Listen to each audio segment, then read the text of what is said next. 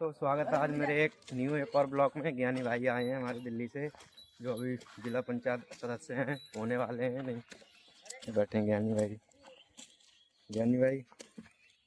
बैठे हैं हमारे ज्ञानी भाई। हाय गाइस, और सबसे पहले प्रिंस राजपूत को फॉलो करें और बब्बू बैठे शेयर हैं। करें।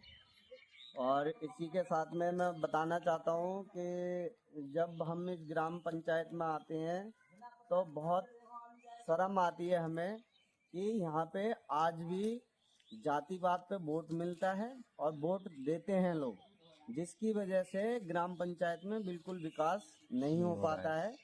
क्योंकि हर आदमी ये चाहता है कि हम अपनी बिरादरी के व्यक्ति को वोट दें और उसको जिताएं इलेक्शन। तो चाहे ग्राम पंचायत है, चाहे जिला पंचायत सदस्य है, तो मैं इसी चीज को देखते हुए और विकास को देखते हुए विकास को एक गति की तरफ पहुंचा सकूं, इसलिए मैं मोहम्मद नगर सुल्ला और ग्राम पंचायत नाई से भावी उम्मीदवार हूं, संभवी उम्मीदवार हूं, प्रधान पद का और जिला पंचायत सदस्य का।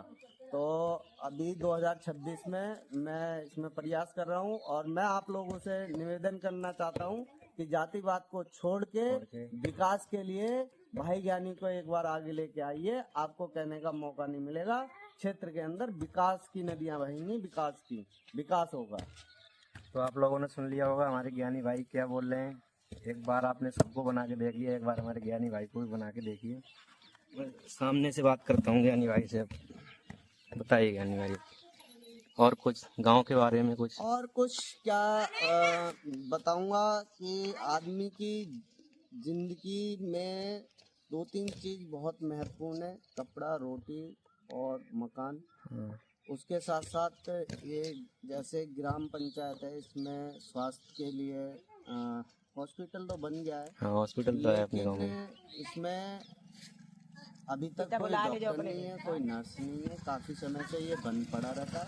ये सिर्फ कागजों में दिखाने के लिए बनाया गया है। और इसमें अगर डॉक्टर बैठे हैं और ग्रामवासियों को इसका कोई लाभ हो सके, तो मैं ये सरकार से निवेदन करूंगा और इसमें जल्दी से जल्दी कोई डॉक्टर आके बैठे, ताकि जो गरीब जनता है, जो मेडिसिन के लिए इधर उधर भागना पड़ता है, यहाँ से 8-9 किलोमीटर बदायूं के लिए जाना पड़ता है, बदायूं जाना पड़ता है, बदायूं बरेली।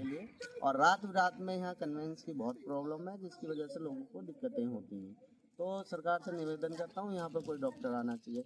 इसी के साथ में शिक्षा बहुत ही ज़्यादा इस क्षेत्र के कमज़ोर है। और 5वीं तक स्कूल है, वो भी सरकारी है। और प्राइवेट स्कूल जो है वो तो एक तरीके से लूट रहे हैं जनता को। एक तो महंगाई की मार है, ऊपर से स्कूल वालों की मार है। मुंह मांगे पैसा लेते प्राइवेट स्कूल वाले। तो मैं सरकार से ये भी निवेदन करूंगा, यहाँ आसपास में 12th तक, कम से कम 12वीं तक सरकारी स्कूल हो, ताकि बच्चों को अच्छी शिक्षा मिल सके और अच्छी शिक्षा के साथ साथ अच्छी चिकित्सा मिल सके, जिसका आने वाली पीढ़ी को उज्जवल भविष्य मिल सके और सबका साथ सबका विकास हो सके। सरकार से मेरी निवेदन है इन चीज़ों पे बहुत ज़्यादा। और जो प्रधान रहे हैं और अभी प्रेजेंट में ही है, मैं बताना चाहूँगा, जैसे सरकारी नलकों का फंड आता है रिपेयरिंग का, तो शायद मेरे ख्याल से वो रिपेयरिंग फंड जो होता है वो पेपरों में होता है।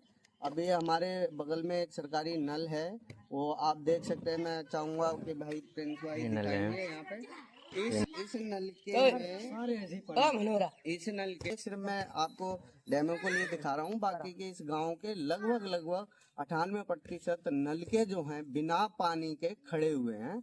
और रिपेयरिंग का पैसा कहाँ गया और कहाँ गायब हो गया, पेपरों में ये कागज पूरे हो गए या फंड नहीं आया सरकार की तरफ से, तो मैं इस पे भी निवेदन करूँगा सरकार इसको भी वो देखे और ये फंड और ये जो पानी आए। और एक बहुत अच्छी फैसिलिटी सरकार ने हमारे जनता तक पहुंचाई, टंकी की, घर घर पानी टंकी। लेकिन उसमें टंकी तो लग गई, कनेक्शन भी हो गए, लेकिन पानी है ना, जो पानी बहुत ना के बराबर कभी आ जाता है कभी नहीं आता है, तो उसका भी कोई जनता को लाभ नहीं हो रहा है। लेकिन जनता पेपरों में वर्क नहीं मांग रही, जनता को लाभ होना चाहिए, जनता को लाभ पहुंचना चाहिए जनता तक। तो ऐसी मेरी मांग है सरकार से। तो ऐसे क्षेत्र के अंदर जमीनी स्तर पर जाके नेता अपने देखें कि क्षेत्र की जनता किस तरीके से रह रही है। तो ये बहुत जरूरी है। एक पानी का विषय हो गया, एक शिक्षा का विषय हो गया, एक चिकित्सा का विषय हो गया। तो ऐसी छोटी छोटी बहुत सारी चीजें हैं। दूसरी बात एक और मैं कहना चाहूंगा कि जैसे आवाज की योजना आती है, तो जो लाभ लेने लायक होता है उसको नहीं मिलती है, लेकिन जो चमचे होते हैं उनको जरूर मिल जाती है। तो ये भी मेरी निवेदन है कि जिनको जरूरत है उनको अवश्य आवाज मिलना चाहिए और उनका घर पक्का होना चाहिए। तो अब बने रहिए हमारे साथ में। अभी हम इलेक्शन तक शायद रहेंगे और आपके साथ साथ आगे अपडेट होते रहेंगे और भी नई नई बहुत सारी बातों के लिए। तो अभी तक के लिए थैंक यू और प्रिंस भाई का बहुत बहुत धन्यवाद। एक बार फिर कहूँगा कि आप प्रिंस भाई को फॉलो करें और शेयर करें। Thank you. तो फाइनली आपने सुन ली होगी हमारे ज्ञानी भाई क्या बोल रहे हैं। मैं इसी के साधन से अपना ब्लॉग यहीं समाप्त करता हूँ। मिलूंगा अगली वीडियो में।